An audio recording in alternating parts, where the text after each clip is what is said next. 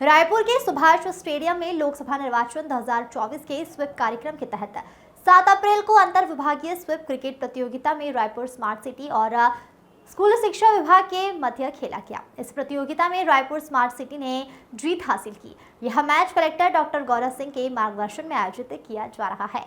मतदाता जागरूकता के लिए आयोजित इस प्रतियोगिता में आरडीए से सीईओ श्री प्रतीक जैन ने उपस्थिति खिलाड़ियों एवं नागरिकों को मतदाता जागरूकता की शपथ दिलाई।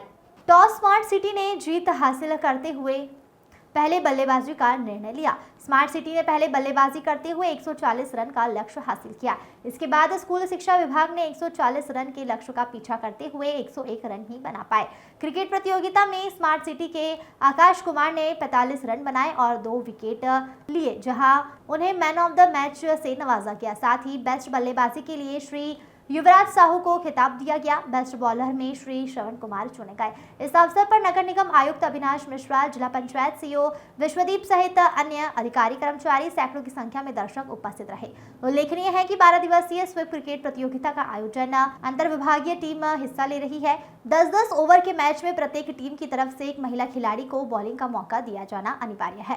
साथ ही प्रत्येक ओवरों का निर्वाचन प्रक्रिया के तहत नामकरण किया गया है।